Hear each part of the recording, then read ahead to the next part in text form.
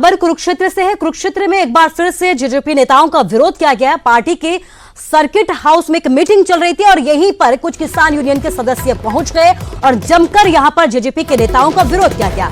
किसानों ने यहां पर सरकार विरोधी नारे भी लगाए। मौके पर भारी पुलिस बल तैनात कर दिया गया, बैरिकेडिंग कर रास्ते को बंद किया गया, लेकिन किसानों की तरफ से यहां पर जोरदार तरीके से विरोध प्रदर्शन किया गया। जेजेपी नेताओं का विरोध यहां पर किया गया। कुरुक्षेत्र की तस्वीरें हम आपको दिखा रहे हैं, किसानों के विरोध की तस्वीरें आप देख सकते हैं कि भारी संख्या में यहां पर पुलिस बल भी पहुंचा किसानों के विरोध को देखते हुए। और एक बार फिर से किसान यहां पर पहुंचे हैं जेजेपी नेताओं का विरोध करने के लिए। आपको बता दें कि जेजेपी के सर्किट हाउस में एक मीटिंग चल रही थी, जिसकी जानकारी मिलते ही भारतीय किसान यूनियन के सदस्य वहां पर पहुंच गए और जोरदार तरीके से जेजेपी नेताओं का यहां पर विरोध किया गया।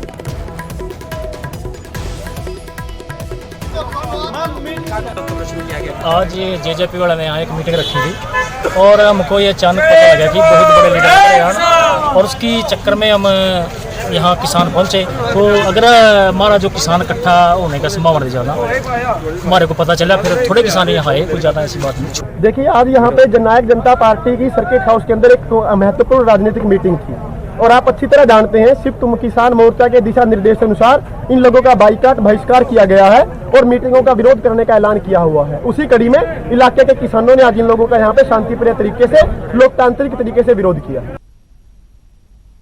जननायक जनता पार्टी द्वारा पूरे हरियाणा प्रदेश में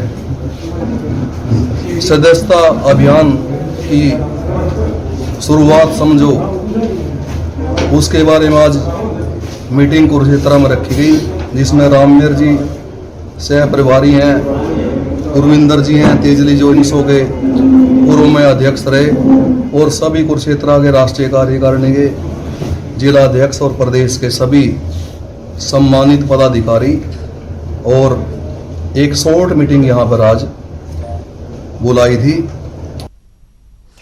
ज्यादा जानकारी के लिए हमारे संवाददाता अशोक यादव फोन लाइन से हमारे साथ जुड़ गए। अशोक, अभी की अगर बात की जाए तो क्या कुछ अपडेट है?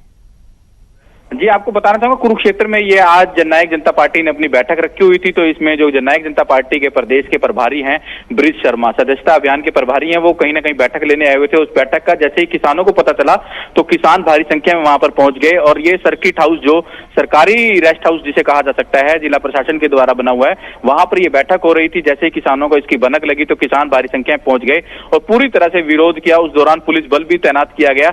हालांकि ये शांतिपूर्वक पूरी तरह से किसानों ने विरोध किया था। किसानों ने कहा हुआ है कि जहां पर भी उनको पता चलेगा, चाहे वो जननायक जनता पार्टी हो या तमाम पार्टियां हो, चाहे भाजपा की पार्टी हो, वो पहुंचेगी तो उनका पूरी तरह से विरोध किया जाएगा।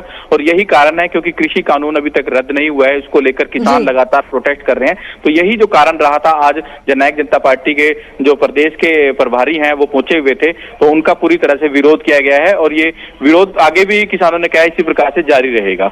जी अशोक, इस तमाम जानकारी के लिए आपका शुक्रिया। तो किसानों की तरफ से लगातार विरोध किया गया है यहाँ पर और कहा यह गया है कि जब तक उनकी मांगों पर गौर नहीं किया जाता, जब तक उनकी मांगों को नहीं माना जाता, तब तक इस तरीके के विरोध की तस्वीरें लगातार सामने आती रहेंगी।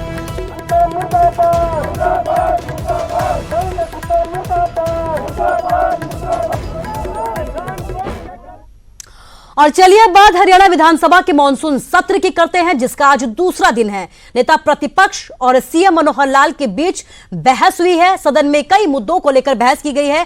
ऑक्सीजन की कमी का मुद्दा भी उठाया है। चलिए अब आपको एक बार फिर से यहाँ की लाइव तस्वीरें दिखाते हैं। डिस्पैरिटीज इतनी इग्नोर नहीं करना चाहिए, क्योंकि ये हम पद की शपथ भी लेते हैं कि हम बगैर किसी भेदभाव के, बगैर किसी उसके निर्वहन के पूरी जनता का, पूरे प्रदेश का जो है विकास करेंगे। तो मेरा आपके माध्यम से निवेदन है कि ये फिर 11 नंबर है जी, स्पोर्ट्स की है जी। तो इसमें पॉलिसी में आपका जो प्रावधान है जी, स्टेट पॉलिसी, उसमें माननीय स्पोर्ट्स मिनिस्टर बैठे हैं और इसमें एक पॉलिसी में तरमीम हो, स्टेट की जो स्पोर्ट्स पॉलिसी है, और उस पॉलिसी में ये हो कि भाई जो 4th पोजीशन पर आएगा, ओलंपिक जी 800 करोड़ का मामला है, पूरी दुनिया में 800 करोड़ में जो आदमी 4थे नंबर पर आ गया, तो उसकी भी एक स्टेट पॉलिसी हो कि भाई इसमें भी हम जो है वो कैश अवार्ड इनका बढ़ाएंगे। तो बच्चियों ने बेचारियों ने जो है किस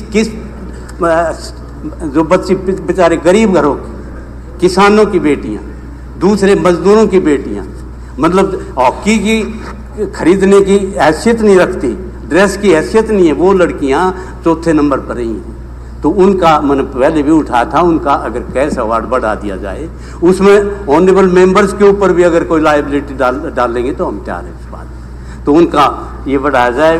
फिर डिमांड नंबर हेल्थ का, डिप्टी स्पीकर सर मेरे हल्के में 3 CHC हैं। अभी ये तो आप नहीं, मैं बता रहा हूँ ना जी, इसी पे बोलो ना आप ये तो डिमांड पे बोल रहा हूँ ना जी, हेल्थ पे बोल रहा हूँ, खर्च पे बोल रहा हूँ ना, जो खर्च करेंगे। मेरे दुबर्धन में CHC में आप जो मतलब एक्सरे मशीन है, उसमें जो है जी रेडियोलॉजिस्ट नहीं है। जब रेडियोलॉजिस्ट नहीं है तो 20 गामा के आदमी कहाँ जाएंगे जी भागते हुए। तो इसमें जो खर्च कर रहे हैं ये, तो इसका हेड का हमने पता नहीं है। तो हम तो बताएं ना जी, इसमें क्या एक अगर रेडियोलॉजिस्ट अगर लग जाए तो वहाँ लोगों को सहूलियत मिलेगी। ये डिमांड पे ही तो बोल रहा हूँ जी, मैं स्पेसिफिक बोल रहा हूँ, मैं कोई नीति पर नहीं जा रहा, मैं किसी बात पर नहीं जा रहा। तो इसमें और सारा CHC में सर कोई मशीन है ही नहीं, न एक्सरे की मशीन है, न रेडियोलॉजिस्ट है। अर्बन डेवलपमेंट का आज से 8 साल पहले बेरी के अंदर हुड्डा का सेक्टर की प्रपोजल आई थी अर्बन डेवलपमेंट। इसमें उस फाइल का, उस प्रपोजल का, उस आइडिया का उसका पता ही नहीं थी। वो तो दूसरा दिन है विधानसभा के सत्र का और सदन में कई मसलों पर बातचीत की गई, चर्चा की गई और कई बार बहस की तस्वीरें भी सामने आई है। पेपर लीक की बात करते हैं। पेपर लीक के मामले पर अब सियासत शुरू हो गई है। सरकार पेपर लीक करने वालों के खिलाफ विधानसभा में सख्त कानून लेकर आ रही है। तो कांग्रेस का कहना है कि सरकार कानून लाकर लीपापोती कर रही है। सिरसा पहुंचे कांग्रेस के राष्ट्रीय प्रवक्ता रणदीप सिंह सुरजेवाला ने यह कहा है कि पेपर लीक मामले पर गठबंधन सरकार को जमकर घेरना चाहिए और घेरा भी जा रहा है। रणदीप सुरजेवाला ने कहा कि सरकार कानून लाकर लिपापोती कर रही है, इससे पहले कुछ भी नहीं किया गया और ना ही इस मामले पर कुछ होगा। इस मामले में हरियाणा स्टाफ सिलेक्शन कमीशन पर FIR दर्ज करवाकर कमीशन को भंग किया जाना चाहिए। दुष्यंत चौटाला पेपर माफिया की जान से घबरा क्यों रहे हैं? क्यों वो बयान दे रहे हैं कि ना CBI से जांच नहीं करवानी चाहिए? दाल में काला है या पूरी दाल काली है? अनिल विज तो प्रदेश के गृह मंत्री हैं, उनका कहना यह है कि हरियाणा की पुलिस जांच करने के योग्य नहीं है। प्रदेश का गृह मंत्री ने फतवा पास कर दिया अपनी पुलिस की निष्पक्षता पर मुख्यमंत्री और उप मुख्यमंत्री मनोहर लाल खट्टर साहब और दुष्यंत चौटाला जी वो क्यों CBI जांच से डर रहे हैं? इससे यह साफ नहीं हो जाता कि पेपर माफिया को किसका संरक्षण प्राप्त है। तो पेपर लीक के मामले में लगातार विपक्ष सरकार को घेरने पर जुटा है। फिलहाल यहां रुकेंगे एक छोटे से ब्रेक के लिए।